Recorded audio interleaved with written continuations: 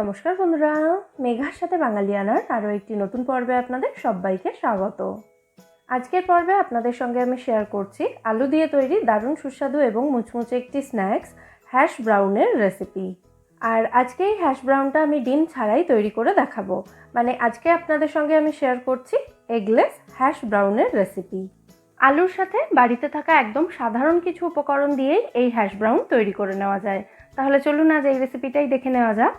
প্রথমে আমি এখানে 3টে মাঝারি সাইজের আলু নিয়ে আলুগুলোর খোসা ছাড়িয়ে আলুগুলোকে খুব ভালো করে ধুয়ে একটা প্লেটের মধ্যে রেখেছি। এবার এই আলুগুলোকে আমি একটা গ্রেটার দিয়ে গ্রেট করে নেব। সন্ধ্যাবেলার জলখাবারে বাচ্চা থেকে বড় সকলের জন্যই কিন্তু এই হ্যাশ ব্রাউন তৈরি করতে পারেন, সকলেরই ভীষণ পছন্দ হবে। গ্রেটারের যে কোনো একটা দিকে আলুগুলোকে টানা হলে আলুর টুকরোগুলো এরকম লম্বা লম্বা হবে, মানে আলুটা একদম মিহি হয়ে যাবে না। একই রকমভাবে 3টে আলুই আমি গ্রেট করে নিয়েছি। এবার এই গ্রেট করা আলুটাকে 4-5 বার মতো জল পাল্টে পাল্টে ভালো করে ধুয়ে নিতে হবে। আলুটা যদি পরিষ্কার করে ধোয়া হয় তাহলে আলুর মধ্যে থাকা স্টার্চ অনেকটাই বেরিয়ে যাবে, তাতে হ্যাশ ব্রাউনগুলো কিন্তু বেশি মুচমুচে হবে। দেখুন আলুটা আমি একদম পরিষ্কার করে ধুয়ে নিয়ে একটা ছাঁকনির ওপরে রেখেছি জল ঝরিয়ে নেওয়ার জন্য। এবার এই আলুটাকে ফুটন্ত গরম জলের মধ্যে ডুবিয়ে রেখে দিতে হবে 5 মিনিট মতো। এভাবে গরম জলে কিছুক্ষণ ডুবিয়ে রাখা হলে আলুটা একটু নরম হয়ে যাবে। তবে আপনারা গরম জলে এভাবে ডুবিয়ে না রেখে আলুটাকে কিছুক্ষণ স্টিমও করে নিতে পারেন। এবার আমি পাত্রটাকে ঢাকা দিয়ে আলুটাকে এভাবেই 5 মিনিট মতো গরম জলের মধ্যে রেখে দিচ্ছি। তবে আপনারা চাইলে এই স্টেপটা কিন্তু স্কিপ করতেই পারেন, মানে একদম ডিরেক্টলি কাঁচা আলু দিয়েই এই হ্যাশ ব্রাউন তৈরি করতে পারেন। তাতে হ্যাশ ব্রাউন ফ্রাই করার সময় একটু বেশি সময় ধরে ওটাকে ফ্রাই করতে হয়। আর এভাবে গরম জলে ডুবিয়ে রাখা হলে আলুটা যেহেতু একটু নরম হয়ে থাকে, তাই এটা ফ্রাই করার সময় খুব বেশি সময় লাগবে না। গরম জল থেকে তুলে হাত দিয়ে আলুটাকে ভালো করে চিপে এক্সট্রা জলটা বের করে দিয়ে আলুটাকে আমি একটা বড় বাটির মধ্যে নিয়ে নিয়েছি। এর মধ্যেই দিয়ে দিচ্ছি একটা মাঝারি সাইজের পেঁয়াজ কুচি, সাথেই দিয়ে দিচ্ছি স্বাদ অনুযায়ী রেড চিলি ফ্লেক্স। বাচ্চাদের জন্য তৈরি করলে রেড চিলি ফ্লেক্সটা বাদ দিয়ে আপনারা গোলমরিচ গুঁড়ো ব্যবহার করবেন। স্বাদ অনুযায়ী নুন দিয়ে দিলাম, আর দিয়ে দিচ্ছি 2 টেবিল চামচ ময়দা এবং 2 টেবিল চামচ কর্নফ্লাওয়ার। আপনারা এখানে শুধু 4 টেবিল চামচ ময়দাও ব্যবহার করতে পারেন, তবে কর্নফ্লাওয়ারটা দেওয়া হলে এই হ্যাশ ব্রাউনগুলো বেশি মুচমুচে হবে। আর সবশেষে এর মধ্যে আমি একটা স্লাইস চিজ দিয়ে দিচ্ছি। চিজ দেওয়াটা যদিও এখানে সম্পূর্ণ অপশনাল, তাও দেওয়া হলে এই হ্যাশ ব্রাউনের টেস্ট কিন্তু অনেকটাই বেড়ে যায়। আপনারা চিজটাকে গ্রেট করেও দিতে পারেন অথবা এভাবে হাত দিয়ে ভেঙে ভেঙেও দিয়ে দিতে পারেন। এবার এই সমস্ত উপকরণ একসাথে খুব ভালোভাবে মিশিয়ে নিতে হবে।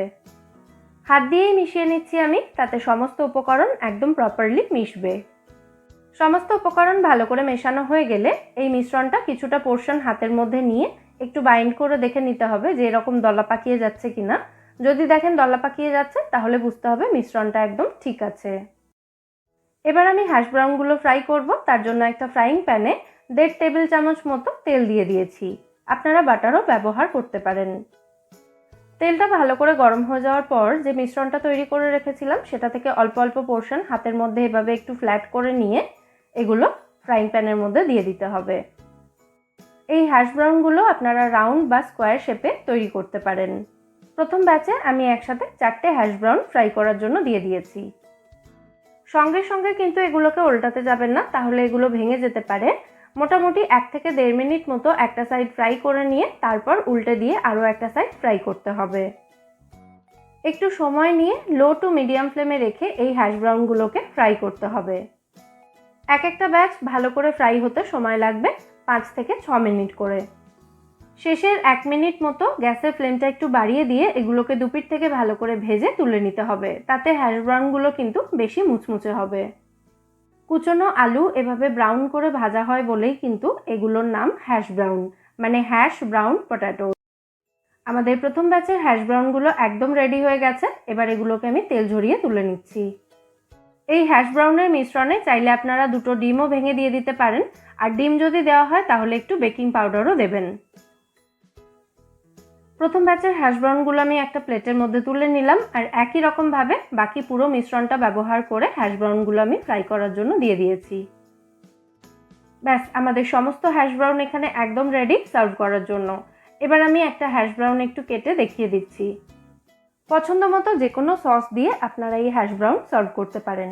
খুব সাধারণ কিছু উপকরণ দিয়ে তৈরি, তাও এই হ্যাশ ব্রাউন খেতে কিন্তু অসাধারণ সুস্বাদু হয়।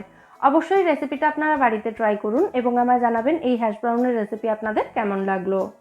আর রেসিপিটা যদি ভালো লেগে থাকে ভিডিওটাকে বরাবরের মতো একটা লাইক এবং শেয়ার করার অনুরোধ রইল। সাথে আমার চ্যানেলটাও সাবস্ক্রাইব করে নেবেন যদি এখনও না করে থাকেন, অথবা আপনি যদি আমার চ্যানেলে নতুন দর্শক বন্ধু হয়ে থাকেন। ফিরে আসবো নতুন কোনো রেসিপি নিয়ে। সবাই সুস্থ থাকবেন, ভালো থাকবেন এবং সবাইকে খুব ভালো রাখবেন।